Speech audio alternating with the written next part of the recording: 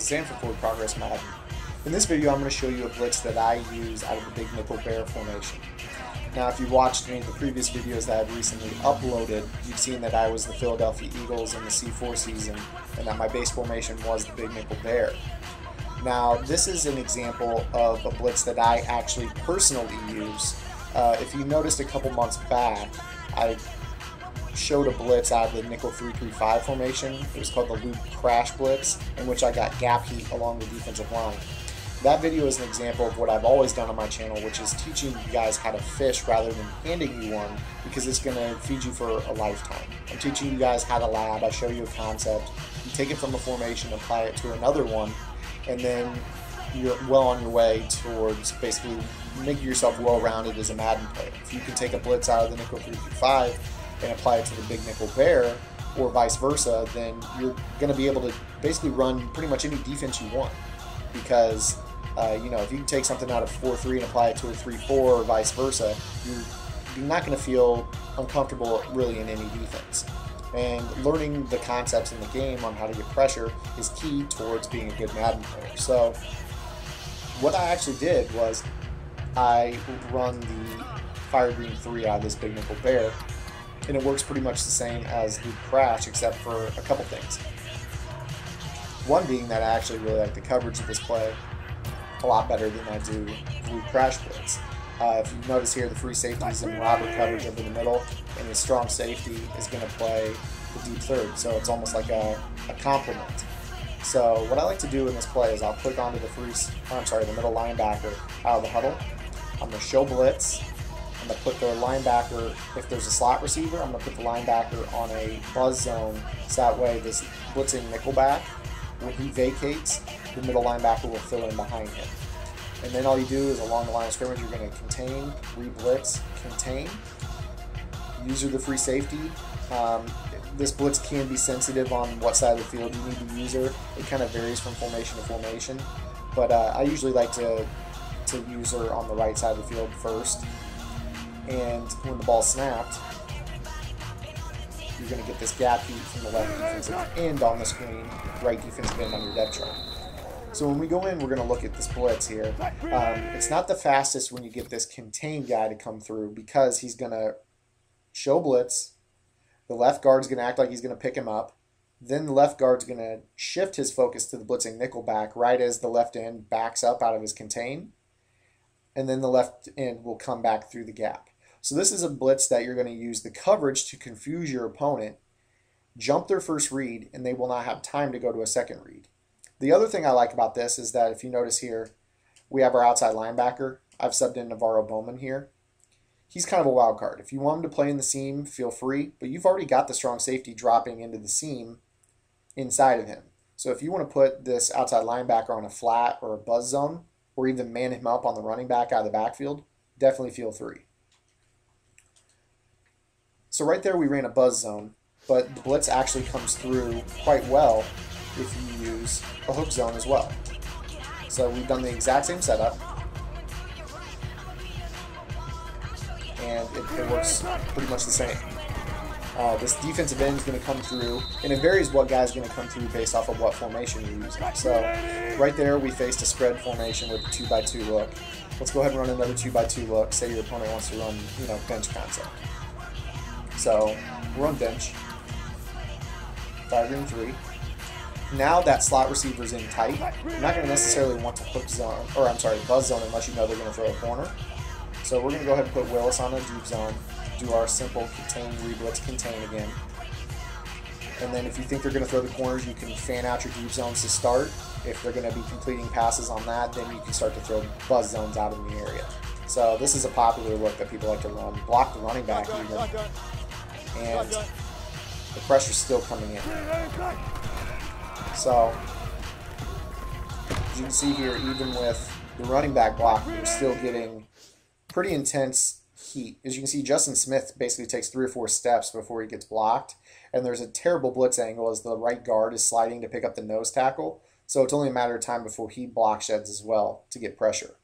Now we'll look at the coverage. We've got the deep zones fanned out, so you can't really throw these corner routes. It's tough to throw those corner routes. The hook zone on the right side of the field actually presses the slot. a lot of times, which is nice. Something that's kind of rare out of hook zones is that they sometimes will press. This play is one of them that does. Just the exotic coverage is very nice. You can get really aggressive with this free safety over the middle too, because Dante Whitner is the one that's actually got the deep responsibility. So yeah, you might consider using somebody other than Dante Whitner to get deep on the play, but I'm going to mix in this play enough to where he's not going to know whether or not I'm sending the blitz or running, cover 3 or something where Dante Whitner is going to be playing in underneath coverage. Now, I've showed you two 2x2 sets. Let's go ahead and show you a set that actually designed this blitz to work against sets in which you have trips on the right side of the field. So we're going to go ahead and run trips on the right side. Ball, fire, green 3 again. Again, the setup's the same. You're going to show blitz out of the huddle, move the middle linebacker to the left, put him in a hook zone, contain, reblitz, contain, user the free safety, and that time it actually doesn't come through, but the awkward blitz, the awkward pickup of the blitz allows instant block shed. So when the blitz fails to get immediate pressure, you're still going to get pretty quick block sheds. As you can see, get a nice rush angle from Aldon Smith around the edge. He comes in and makes a hit on the quarterback. The right guard sliding over to pick up the nose tackle. The right tackle sliding over to pick up Justin Smith. You've got all kinds of terrible blocking angles. Justin Smith can block shed to the inside. He can block shed to the outside there. Not really going to be able to scramble too well with this play. Go ahead and run it again. It's really up to you what you want to do with the coverage. You don't always have to put that middle linebacker in a deep zone. You can put a hook zone rather. You can put him in a deep zone or a buzz zone if you want to. And see, this time we're going to get pressure from the right defensive end on the screen. You'll notice that by shifting the side of the field that I usered pre-snap, because we have a lot of zones on this side of the field. You've got 3 guys dropping in a zone there.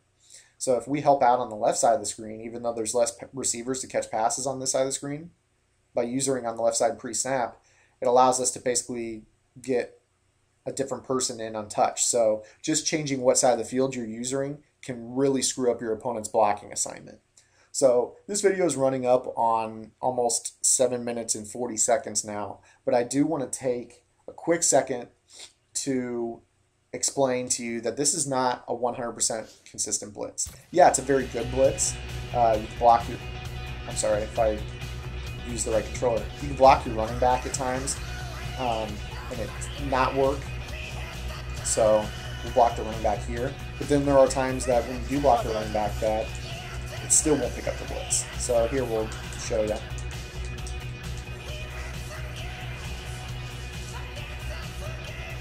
Right here it does work. And in Madden, especially on the next gen, no blitz is really 100% consistent. What I will tell you is that this blitz is very, very good at screwing up how the offensive line is going to pick up the blitz, and you're going to get a lot of instant block sheds. And there's not a lot of blitzes on the next gen that you can get excellent heat sending less than 5 anyways. So while this isn't a blitz that is really consistent, it's a blitz that I'll use at the right time to surprise my opponent when they're sending everybody out on a route, and then I'm going to get really good heat. Even if they're under center, this blitz can come in untouched at times. So let's go ahead and try a pro personnel. We'll try quick slants. Setup is the same. Just change where your user on the field, and a lot of times you're going to get crazy pressure. See right there, you had Justin Smith and Ahmad Brooks coming in almost untouched right away. It's really hard to run pro personnel against this.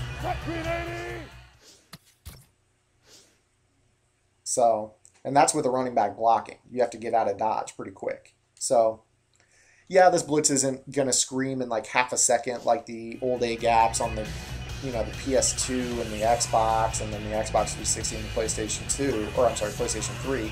But it is a good blitz to mix in, especially if you're going to run, 2-man under, which is pretty locked down, or, cover 3. So this is a gap blitz that does work. It's just an example of something that I mix in on my defensive scheme. It's a very situational call. I like to call it typically on my side of the field, not when I'm on their side of the field, and I can get beat deep. So basically from my 40 and closer to my goal line is when I'll call it, because I know that there's a cap on my defense. They can't bust the cap off the top. So that's it for this video. If you liked it, be sure to give it a thumbs up, and stay tuned for more of my situational type calls that I like to use on the next gen version of Madden.